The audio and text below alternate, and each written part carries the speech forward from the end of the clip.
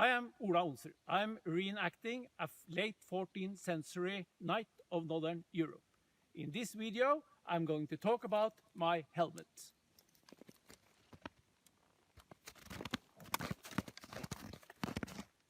The Basinet, which comes in many configurations, was one of the most used helmets in the 14th century and far into the 15th century.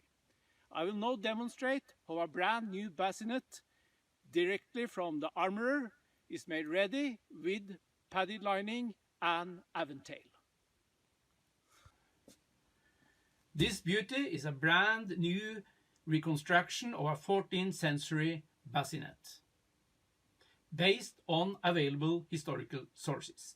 The main source for this bassinet, however, is the Black Prince effigy in the Canterbury Cathedral from late 14th century. It's made by the Swedish armorer Rasmus Rasmussen. It's 2 millimeter thick and is hardened. A new technique that, according to some sources, started to emerge in the late part of the 14th century. As it is now, it weighs 1.7 kilograms. This bassinet, however, is not yet ready for use. It lacks the padded lining that should be inside the helmet, and it also lacks the aventail that will protect the bottom part of your face and your neck and shoulders. In this book, Tobias Capwell presents a drawing showing the lining and how the aventail is attached to the bassinet. The first step will therefore be to make a pattern for the helmet lining. For that, I use paper that I normally have adjusted several times to make it fit perfectly. Doing this, I must have in mind that the padding will be nearly 1 centimeter thicker than the paper pattern. Then I take out the paper lining, I split it like this,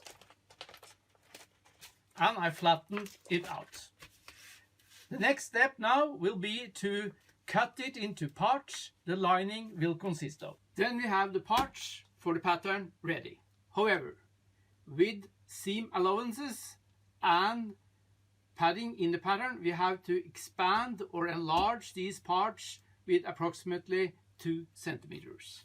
So that's the next step of the process. When the patterns are ready, I transfer them to the linen that the lining will consist of. Then the lining parts are ready to be sewn together. Then the lining of the helmet is finished.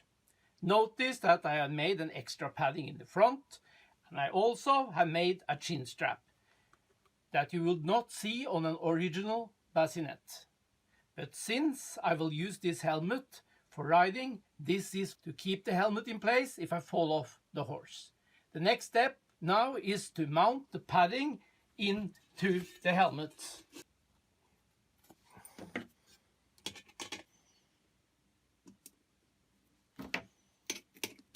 The lining of the bassinet is finished and in place.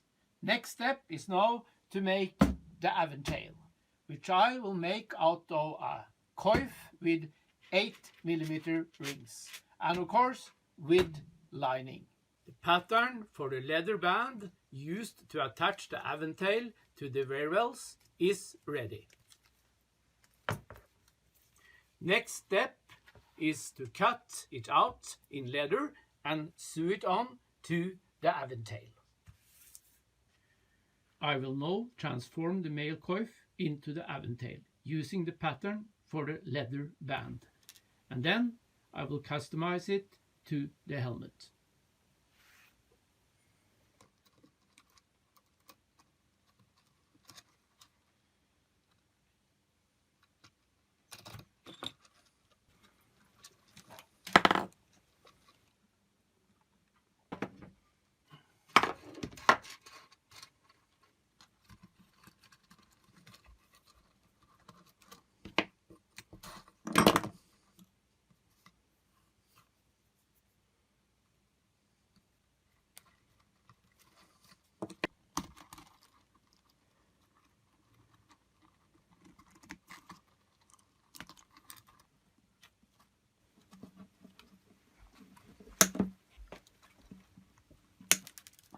Then the aventail is finished. And so is the lining, already attached to the lining of the bassinet. So then it's time to attach the aventail to the bassinet. The leather band sewn on the aventail is attached to the bassinet with the verivels.